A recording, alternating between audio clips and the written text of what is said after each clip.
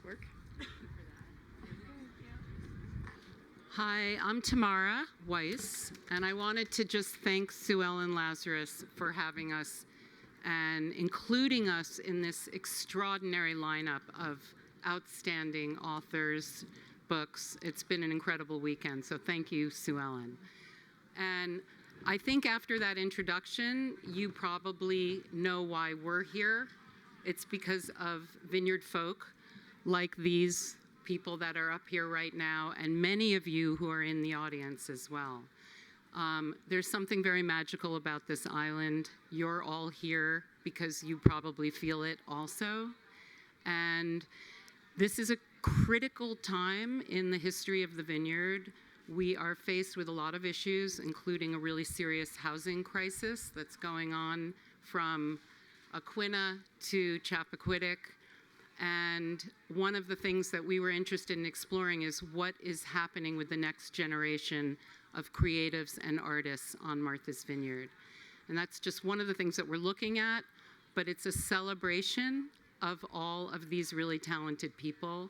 And we're very appreciative of the ones that let us in to have an intimate view into their lives. And there are so many others here. So we hope that you'll get a chance to do a deep dive into their lives and the reasons that they're here, and go and visit their studios. And a big shout out to Elizabeth Cecil, who took all the photos, and to Amanda Benchley, my co-author, who is going to say a few words right now too. Why not? Okay, why not? Short and sweet. So this book came about to understand why this island attracted so many creatives and why it was a muse. And we had the privilege of going into all of our Vineyard folks' homes and hearing from them directly that we tried to convey in the book. And now's your chance to hear from them directly as well via Brad. So enjoy. And I have one last thing, but it's very important. I would not be here if Cora and Peter Weiss, my parents, who are celebrating 68 years on Martha's Vineyard, and they're right there. So thank you for bringing me here. Go, Brad. Up. Hello, there we go. Thank you all for coming together for this final event here. So I, having stumbled into being one of the subjects in this incredible book, I find this the most glorious conflict of interest that I'm actually moderating. So I'll begin by saying you're all brilliant, obviously. So that we know. I thought to start us off right, Amy and I were fortunate enough to be at the home of Alan and Lynn Whiting at an incredible event last month that was supporting the Island Grown Initiative. And our hearts stopped when we heard Alan read a poem that was composed by his grandmother. And it's never left my mind since, and I asked him, sort of as a benediction for us here to start this conversation about this place, this creativity, and this love of this island, if you would be kind enough. All right, I will. This was written by my grandmother many years ago, excuse me. She died before I was born, and this book was put together by some relatives in California. But she wrote this little poem, and I spoke about it before at the IGI thing because I was asked about creativity and what the island means to all of us. So, if I don't lose it. Oh, who am I, Lord? Who am I that I should have the sea and the sky, that I should own this bit of land, be foreordained to understand the lowly language of the earth, in primal tasks to find one's worth? Ah, bursting is my thankful heart, my fate is not the crowded mart, for thou in kindness destined me to love my meadow by the sea. So I think this speaks to why we're all on Martha's Vineyard. Everybody comes by boat, and people stay, and it's no question to anybody as to why. That is a perfect segue to our first question. I'm going to begin by having a conversation with Alan. One of the incredible thoughts that you shared that's in the book really struck me, which was the question you posed. Can a guy make an entire career within 5 miles of his home? Tell us, did you ever imagine that you actually could? And who here on the island might have modeled that for you? Well, I had no doubt I could. Why? Probably because I'm a little soft. But Stanley Murphy was a big inspiration to me. He lived here. He came here as a veteran after World War II, and he was self-taught. And he got some advice from a smart guy in New York who, I'm trying to think of his name. He had a famous gallery there who said, "Stan, if you can hang out your shingle by South Road and make a go of it, do it." And he did. So there you go. He might have been letting Stan down softly, or he might have been giving him some really good advice. But he took it, and every young painter watched Stan do what he did. So that was how I worked it for myself. Incredible. So for those who don't know from the introductions, you don't merely live on a farm and have all the beautiful young Beetlebung farmers come over and work your land. You work your farm. So how did the two sides or three with family of your work life inform each other? I was saying to Alan that in my business I'm called a hyphenate, but I think I've met the real hyphenate, which is the artist farmer. Well, sometimes it's not easy. Sometimes it's easy.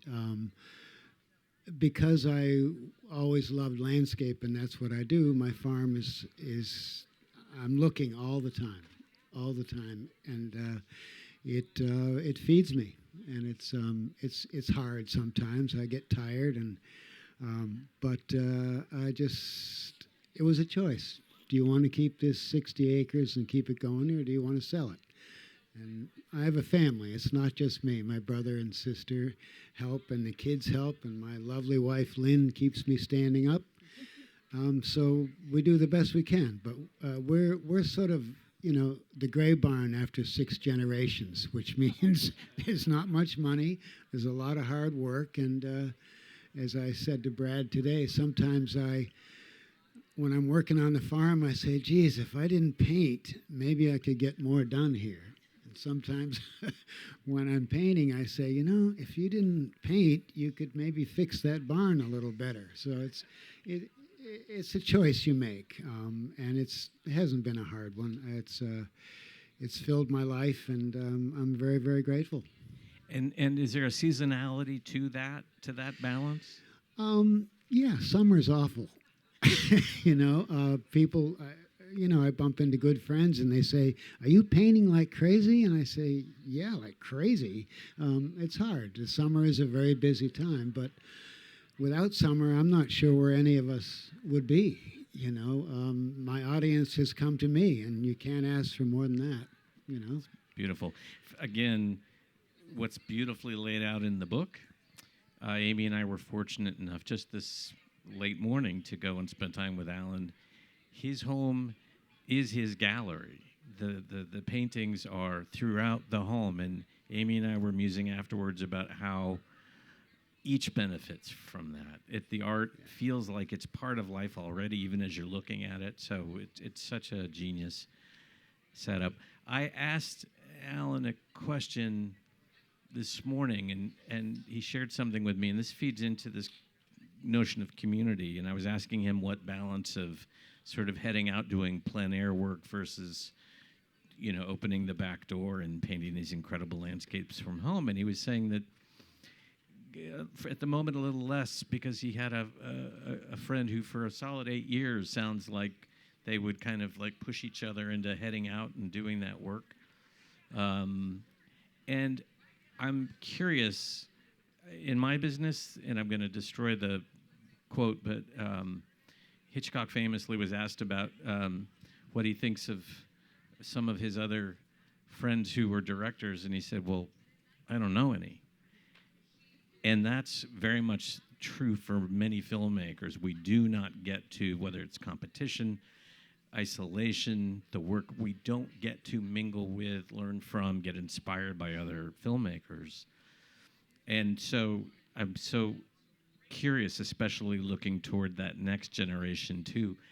How do you find ways to interact on the island with your community? Well, mostly going to things like this, and I get invited to people's houses, and a lot of the younger painters are, my friends' children, and they're growing up here and doing their thing, and I keep an eye on them. I study art. I read about it when I fall asleep. I read about it when I get up. But mostly it's past artists. I'm pretty ignorant of what's really going on right now in the world because I'm not out there, And so I read the New York Times every week and the Boston Globe.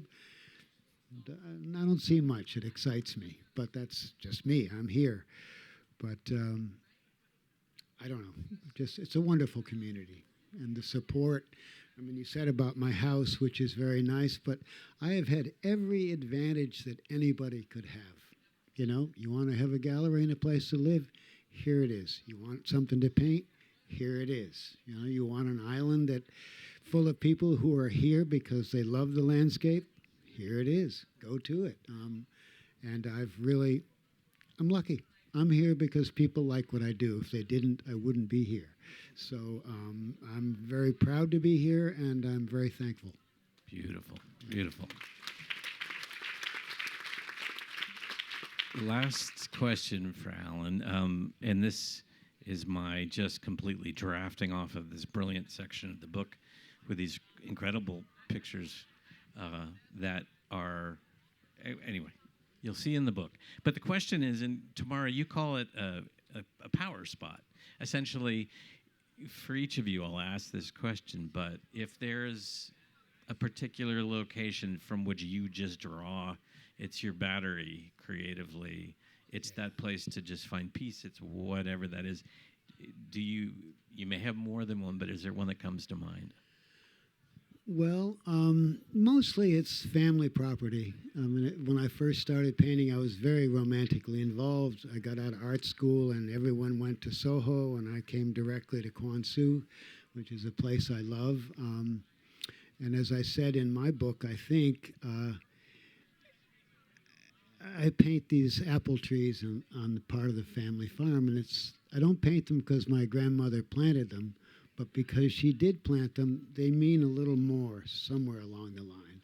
And so it's around home. And the older I get, the closer I get to the back door. But sometimes I bore myself to death.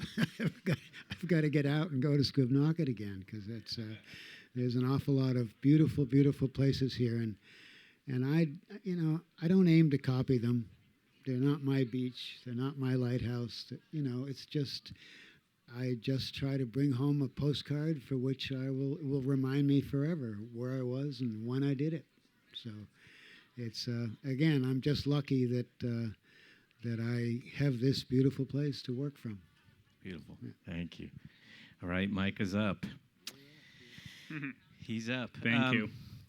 You're welcome. So, again, coming back to this notion of community, the artist's community on the island, and specifically pottery making, which is so granular and specific. I asked Micah the other day, again, who was that initial first inspiration here before leaving the island? I'm really curious to hear about that again.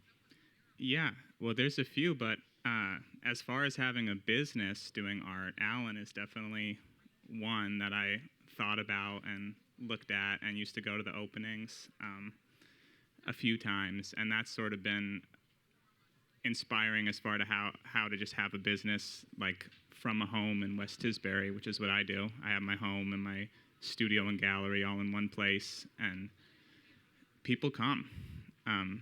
So that's been definitely something I've thought a lot about. My high school art teacher, Scott Campbell, was the one who got me going on clay. And we've stayed in touch, and later I've taught a little bit, and he said that you don't even have to teach people how to make pottery or anything like that. You just have to get them to fall in love with it, and then get it so they can't live without it, and then they'll just get better, like all on their own. And that was his thing. He didn't really teach anything. He just put out the clay, and it really took. Beautiful. You spent time, and give us what, we're going to talk mostly about your experience here, but you obviously spent formative time both in Japan, but also in North Carolina, in Asheville, which is quite a mecca. Tell us a little bit about that, and then why back here? What is it here that drew you back, that is your inspiration? Yeah. I always thought that I would probably come back, but never like set that down in stone. But nothing else ever. I was always kind of open. We moved to Asheville, me and my wife, who grew up summering here, and thought maybe we would stay. Like, let's try it out. It's a nice place. Maybe we would stay. And it just, nothing ever quite took. It is a lovely place. But that was a great place. I moved there. I wanted to study pottery, and that's where a lot of my favorite potters are sort of concentrated in North Carolina. And there really was this community of people working and sharing like information, and just everyone I hung out with was potters pretty much. So that's different here. I have there is amazing community of people and of artists, but not a ton of potters, so I really hang out with all the time. So it's been different, but I got a lot of good training there, and also there's a lot of people there working with the local clays, with the native clays, and digging clay and using it. So there's a lot of knowledge, like intergenerational knowledge of that there, which doesn't really, even though here we have tons of clay, but there haven't been a lot of potters in recent decades using those materials. So there's not as much of a knowledge base about it. But yeah, it was, that's where some of my favorite potters are, as well as in Japan. So the beauty of this integral journey of a piece of pottery that has all of its materials from this one geology, this location, what would that look like? Because I know that's something that you deal with clay also from North Carolina, but what's an example of an entirely, if you will, homegrown pot here? Yeah, we can almost do it. That's not really most of what I make isn't that. Most of it has some local materials and some imported materials. But we kind of have everything. We have lots of different types of clay. If you travel all the beaches, you'll see many different colors that all melt at different temperatures. And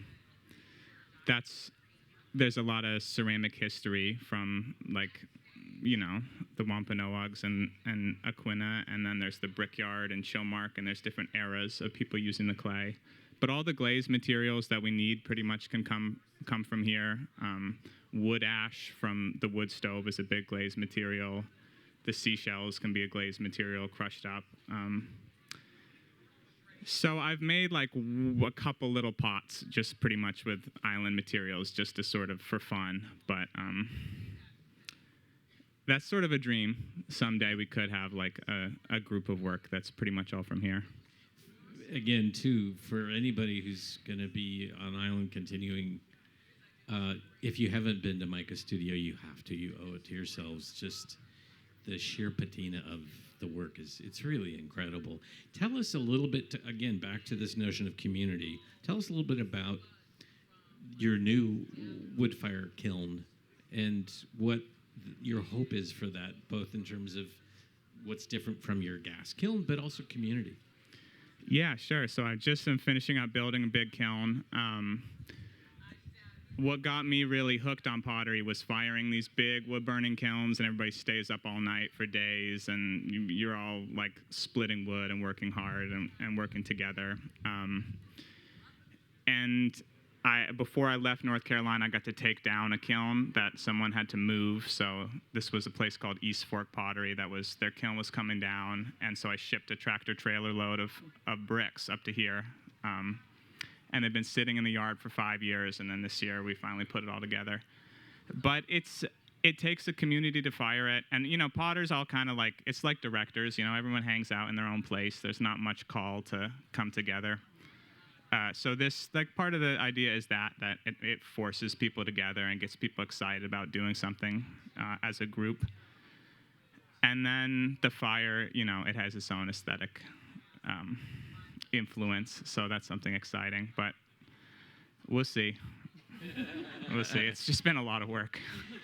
He has a natural deadline. He has an associate artist who works with him that has to depart sometime in September. So, no pressure. No pressure. All right. Thank you, Micah. All right. We're going to chat now. Oh, no. So I have to ask the famous question of you as well. So if there is that one location, that one spot that you draw from. Well, in the book, we went to the Brickyard up in Chilmark, which is a beautiful hike, and there's parts of the old kilns there where they would fire the bricks. But to me, also, that stands in for just, if you walk the whole, the perimeter of a lot of the island, mostly the North Shore, you see so many different types of clay and just arranged in the most magnificent ways that it's cool because it's a material that theoretically I could just take it home and use it. But aside from that, just as it is, it's just like, majestic, coming into the ocean too, and the ocean shaping it. So that's where we went. Beautiful. Again, Elizabeth Cecil photographs of each of these. Mine is the most banal. Mine is the Texaco station in Menemsha, where I am known to write at the picnic table at odd hours. Totally true. She got a great photograph of it. Ms. Harris, question for you, ma'am. Oh, I get to be ma'am? Oh no, Ms. All right.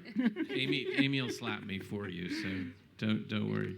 So, cottage on Tuckernuck since the 50s, family cottage. Correct. What are your earliest memories Oh. on the vineyard? My absolutely earliest memory, and my parents bought the house on Tuckernuck. Now everybody knows where I live. The book doxter, I didn't. So, yeah, okay, anyhow. But it was then across the street from tennis courts that have now been turned into the dreaded pickleball courts. We don't have enough time for that. But the thing is that I made my oldest friend on the island, and I just saw her Friday with her granddaughter. My father, I'm an only child, and so my parents were always looking for friends, somebody for, little girls for Jessica to play with. So there was a little girl crawling under the net of the tennis court. And my father came in and said, Jessica, go outside. There's a little girl crawling under the net. You need to talk to her, make friends with her. Well, it turns out it was Margaret Leonard.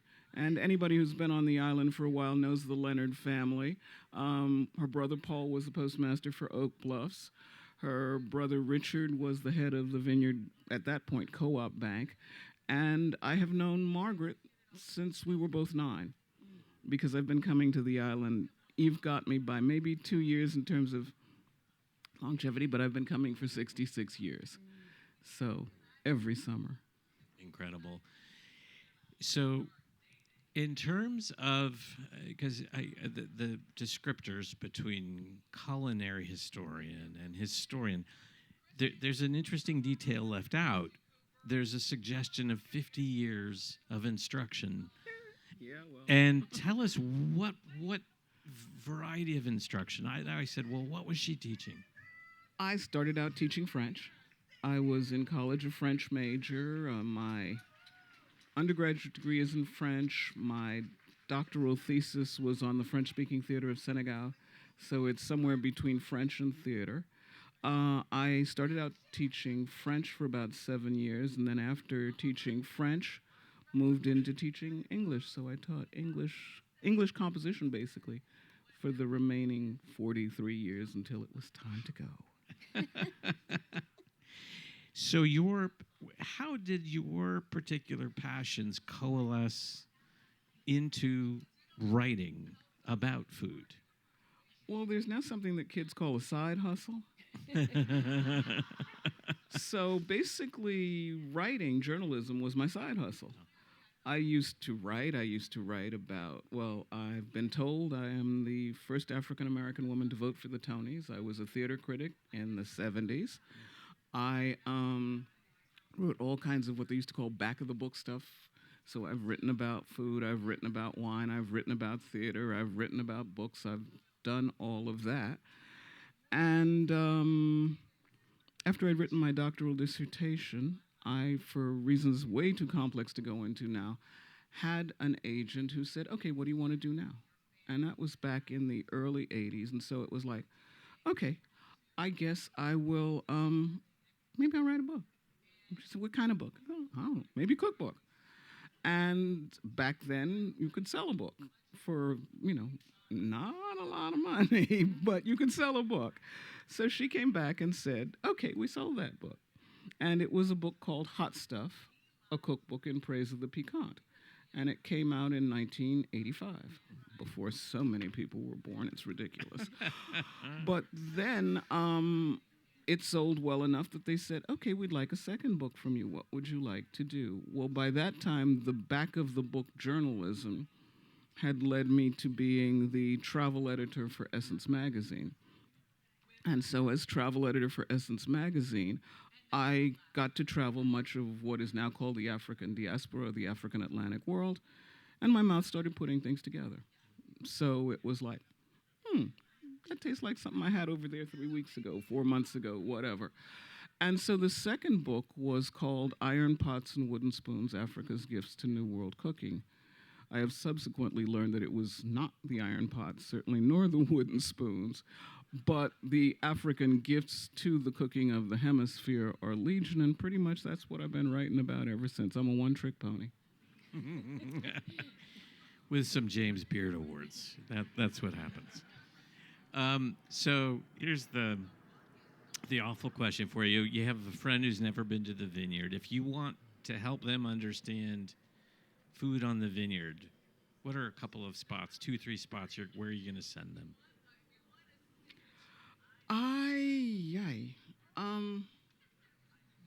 Well, I'm not going to talk about restaurants because that would be trouble. That would be trouble. I would, and I'm allergic to shellfish, so much of, I know, there you go. A house here, a house in New Orleans can't eat oysters. It's pitiful. What can I say? But I would definitely make sure that they had some. I would make sure that they had some oysters. I would make sure that they had some in-season corn from a place that we shall not name. I will make sure that they have some scup because it's sustainable and it is wonderful and you can do so much with it.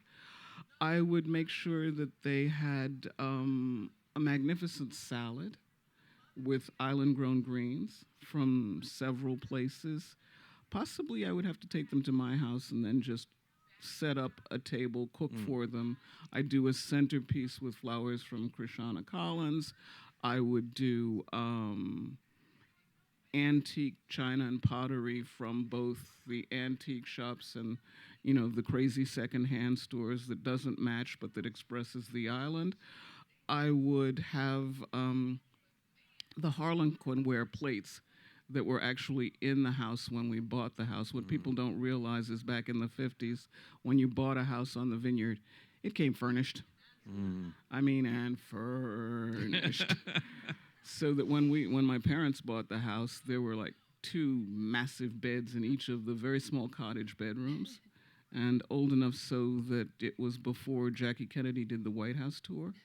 And she did the White House tour, and in that little breathy voice, and this is the Lincoln bed. This is the Lincoln bed.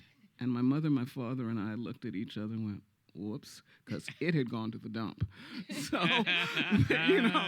but so the bottom line is I would have them over and just serve them my vineyard on a plate. Wow, I think we all want to be there. That's fantastic. And you just gave me another picture of what my favorite spot would be in the island, but I'll ask you that same question too, for you, and maybe what you suggested in the book of where you like to go. Well, what I suggested in the book was my friends up island. I am the outlander at the table. I'm a down islander. I am the token down islander. Okay, and I live in Oak Bluffs. And so Oak Bluffs can get busy. And I've heard this summer for the first time the term Jawgust. July has run into August. So when Jawgust and August start clanging and getting crazy, I, escape for a day, sometimes for an overnight, to friends who live in Aquinnah. That's what's in the book. But as I was listening to Alan talk, I realized that essentially my house is the spot. As I said, I'm an only child. It's about family. It is the family house. It is full of pictures and memories and reminiscences and all sorts of things, most especially on the stairwell going upstairs. You don't see it going up, but you see it coming down. And it's a picture that I had painted of my parents. It was a photograph of them on the front porch, and it was painted by a friend. And I see it every morning when I come downstairs. I see it in the middle of the night when I come downstairs, but that's a whole nother story. But I see it every morning when I come downstairs, and every year when I get ready to leave, I always grow rosemary. And so I take a piece of rosemary and put it on top of the picture because rosemary is for remembrance, so it's my house.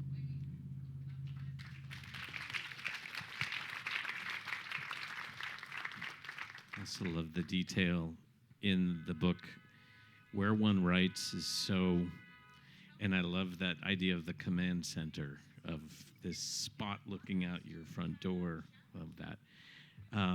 All right, thank you. And now Amy, I'm reading, is an actor, writer, producer, activist, and... I'm literally looking at the time like, we can totally skip me. It's totally fine. No, I'm fascinated. Soon to be empty nester. Interesting.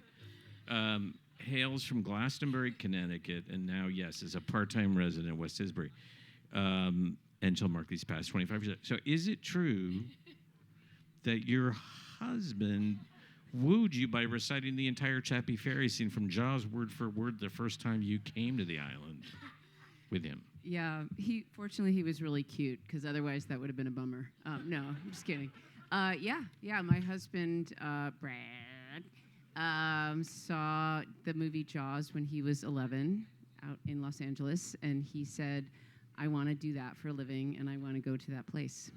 So I grew up in central Connecticut. I had been to the Vineyard, but honestly, I'd never come here. We didn't summer. My parents were lawyers. Nobody got away ever. Well, I guess you figured it out, Cora and Peter. But initially, the Vineyard, I thought it was fine, but it felt like New England to me, where I was from.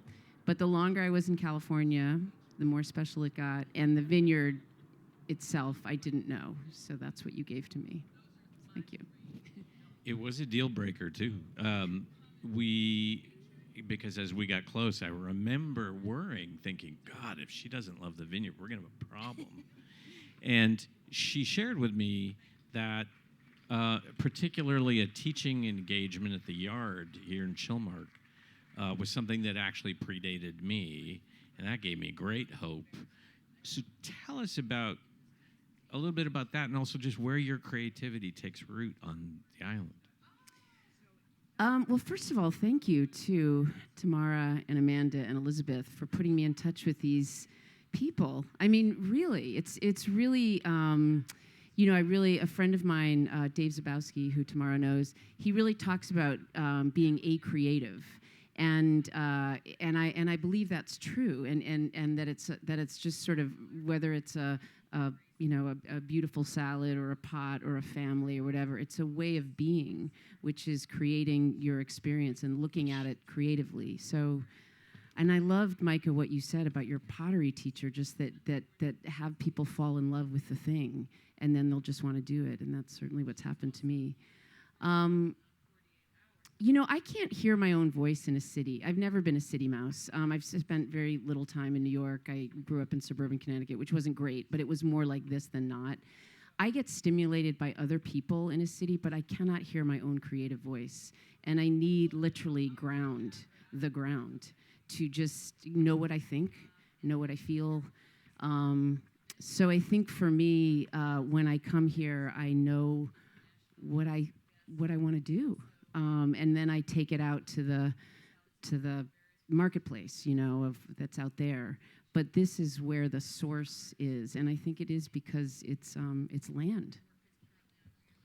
So I'm going to just ask you this one last question because I want to leave time for everyone to also ask. So, taking all of that in mind, what would your ideal day be like on the island? How many corners of your creative community can you touch? And I'm just thinking of days you've had where you're all over, yeah.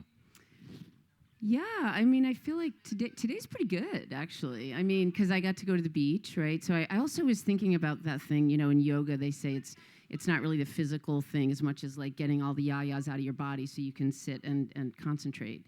And I think that's right. Like my body just feels so good here. I'm a little solar panel, right? I go to the beach, the body feels good, and then I have a garden that also is very grounding. And then on our property, I have this. It's sort of like, it is a studio. It's a beautiful yoga studio where there's enough space for me to move. And so when I move my body, I also start to move the ideas through. And then usually then I'll go to the yard and see something fantastic that I can't even imagine before I'm there. And then usually at the end of most good days is Rosé and Tamara Weiss. But I think that's part of it, that we process our day. We literally get to be in community and sort of pick our little insect antennae and build this community that you're seeing here. And it's socializing, it's fun, but there's also something also really profound. And it's like we're weaving this blanket that gets stronger and stronger and involves more and more wonderful people like all of you. Wanted to leave time for questions. Anybody have a question? We can run a mic to you, I think, or we can.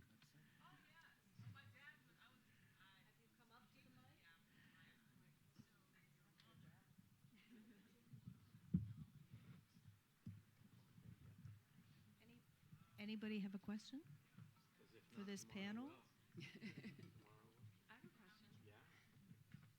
Have you found that since doing the book, have you connected specifically with anybody in the book that you didn't know previously? Like, have you? All of these, for me, Alan, I've heard about over the years. Micah's new to me. Jessica's new to me. It's really a beautiful thing for me, like just speaking personally. Beautiful. Well, I haven't. I'm naughty. I said earlier when we were all getting together, I am great with book, meaning I have a book that is so overdue that they're going to induce book any minute now. So I have got to deal with the book. But as soon as I'm through with the book, I'm going to meet over for everybody. dinner. Be afraid. I'm coming by. Yeah. I have a quick question for the creators, Elizabeth and Tamara and Amanda. Can you just answer the question about location on the island that you get inspiration from?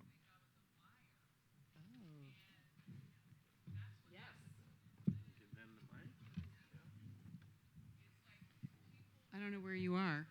Here. Oh, hi. For me personally, it is walking from the house I grew up in, which is on Lighthouse Road in the summers, and walking around the North Shore and around the Aquina Cliffs. And I will never tire of it. And I particularly love doing it in January in a big snowstorm. And I love seeing the cliffs covered with snow. They're beautiful in all their colorful glory, but they're kind of spectacular, spackled with white also. So I love that.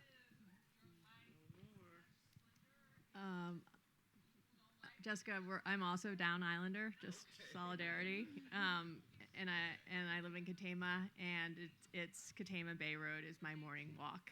And there's a certain spot where you can see across the sort of the end of the bay, and then sandy dunes, and then a little sliver of ocean. For me, I guess it's being in the water in any way that I can. I love swimming, and specifically, I love surfing. So anytime I can get in the water and surf with my husband or my friends or by myself, that to me is my quiet recharge, and also exhilarating. It's fun. It's a little scary, and it's peaceful all at the same time. So that's my spot. My question is for all of you. Do younger creatives come to you, ask you about your career, and then ask you about the Vineyard? And what do you say to younger creators about the future of the Vineyard for them and their families? I'm going to give this to you, Aim. Alan, do you want to take this? Well, like Micah, I think people keep an eye on me, as I did people before me. Not many people ask me how to or what to, but it's simply a matter of I don't know, just being, I guess. But I'm a bit of a wise guy, and I'm going to bring out this book that I bought at the book sale in West Tisbury the other day. It's called Steal Like an Artist, and it's about creativity. There's nothing new under the sun. You know, you borrow, you steal, you use. If you know, you copy the ones that are the giants before you. Hopefully, you wouldn't want to follow a fool, so you follow the good ones. And you know, I wanted to be Willie Mays. I didn't make it, but I read this in one sitting, and it's just so full of good stuff. And but it's basically about keeping your eyes and ears open. Don't be afraid to be a fool. Write what you want to read. Paint what you want to see. And just be yourself. And so I'm happy. I mean, I love some of the young painters and young creatives, but we don't really hang out and share a lot of ideas. We share ideas when we see each other, but usually it's at someone's opening or a dinner party or something, and then we just start blabbing. But it's being creative is kind of a personal thing. I've been, actually, I will answer that one. I've been sponsoring a storytelling course this summer, and it's all been via Zoom with students in Santa Barbara. And so consistently, as we get on each week, and my friend Scott Frank joined us, and others, my background is always the Vineyard. And so the fellow who's there teaching the course always asks about that. And so to answer your question, I've been both very involved in seeing these young filmmakers try to find their way to their own inspiration. And I remind them, one of my best friends makes every one of his films probably within 5 blocks in Omaha, Nebraska. That is his center spot. Another friend has made most of his famous movies in the San Fernando Valley. We all have those places that are meaningful to us.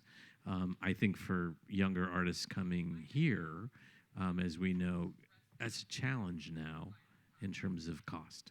And so that's why I'm so filled with admiration when I see these beautiful structures. Micah's got a couple on his property where there are great artists who are on the way passing through or needing a place to spend some time, and Alan was showing us some of his as well. So the generosity in the community is impressive, but it's also, there's obviously great needs. If I could, I'm like I guess I'm a young artist, but we're pretty set up. We have a house, we have, like Alan was saying, like I kind of have everything I need already, basically given. But for young people trying to come up who aren't already kind of like pretty well settled, it's I don't really see much of any way at all. But I've had like 3 different people work for me, 3 like just out of college, or one right now is working for me in high school, who his family's here. He's got a, sort of a situation, a setup. So I think there's still a lot of possibility for young people who at least have a family, or who are kind of connected already. But people move here too for like, people come from like New York or something, people my age, for a few years, but then usually like have to sort of drift drift off away because you can't really go from 0 to 1 very easily here, from what I've seen.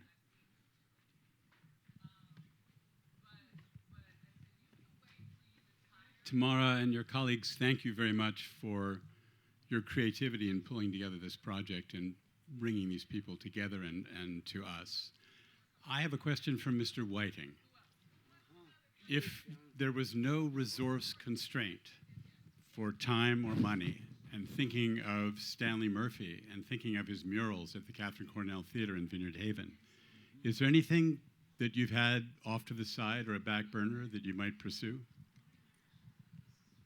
Maybe a mural like Stan, but I don't know. I just want to make better paintings. And so we're talking about trying to work within a couple miles of where you are. I'm on the tractor a lot, and there's a few spots on the farm that are sort of like bouquets that come alive in the spring. They're green in the summer, they're dusty in September, then they come alive in September and October, and then they die. They don't die in the winter, as Tamara said. It's just as beautiful. It's just different. But and I will sometimes, there'll be a bouquet, a bunch of trees, and it might take me years to get to it. But every year I'll see it coming back, and I'll talk to it, and eventually I get to most of them. But I don't know. I just want to make a good painting before I'm gone. So I wanted to thank everybody on the panel for a really fascinating and engaging set of ideas and expressions. And Micah might remember this from, I think we saw this movie when he was an undergrad called Amongst White Clouds. Do you remember that, Micah? It's the hermits who are living on this mountain outside of Xi'an in China. And you always think about hermits as being off, completely living the individual life. They've dropped out of society. They have no connection with one another. And so they're each of them free to pursue their individual creative path. But then, as it turns out, they actually have formed a society of their own in which they help one another out. If somebody's going down the mountain to get provisions, then that person might stop a number of different places and connect with other hermits.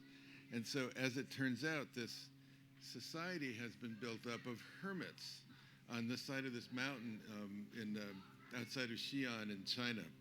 And it kind of raises for me one of the issues that you've touched upon here. You all represent different forms of art, but you're all clearly very creative people.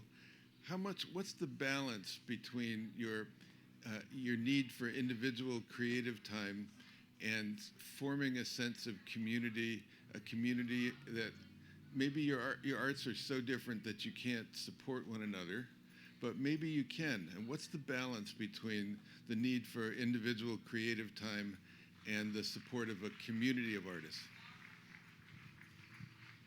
I'm in a collaborative art form, which is different than I think the other panelists. So I think about this all the time because I have to work with other people to do my thing.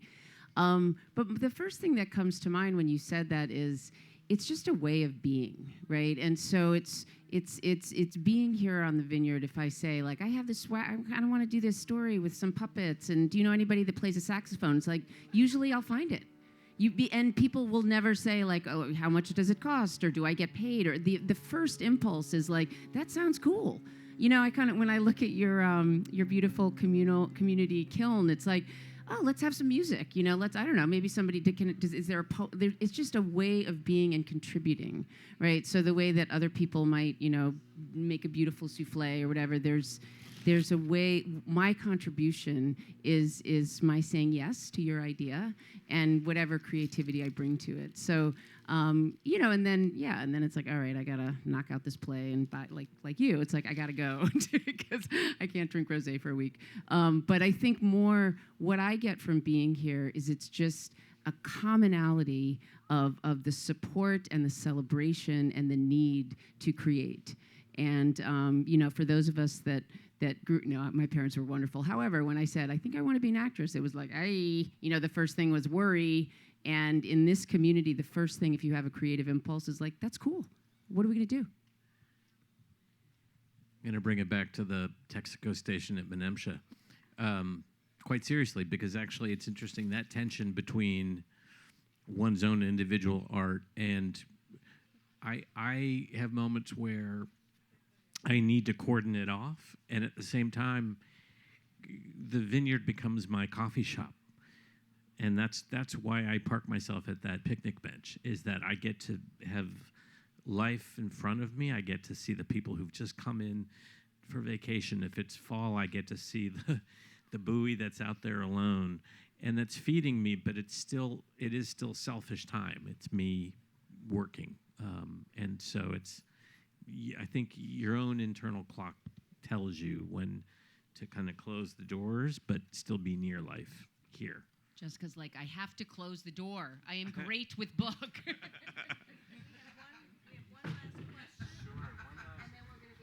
Great. One last question, and then we're signing. Thank you so much to the panel. I resonate so much with all that everyone said, having grown up here as well, or on Cape Breton Island with April Thanhauser, who, is that your mom? Yeah. Wow, Cape Breton Island, when I wasn't on the Vineyard, been wanting to make that connection. Anyway, everything that was said was so authentic and just resonated so deeply, I'm sure, with all of us, about the soil, about the community. And I was told the last page on the book for the makers, if we haven't covered all of the creatives yet, there's an illusion, it's alluding that there may be a part 2. So that's my question for the creators. Will there be more Vineyard folk? We'll see. There certainly are more Vineyard folk. Yeah. There could be many. There could be volumes, basically. Thousands, right, including you. Exactly. Oh, okay. Thank you so much, everyone. Thank you. Thank you. Thank you all. I think there's some signing about to happen. There is. With that, please join them and move to the signing tent, the blue tent with white stars. Thank you. Thank you, everybody.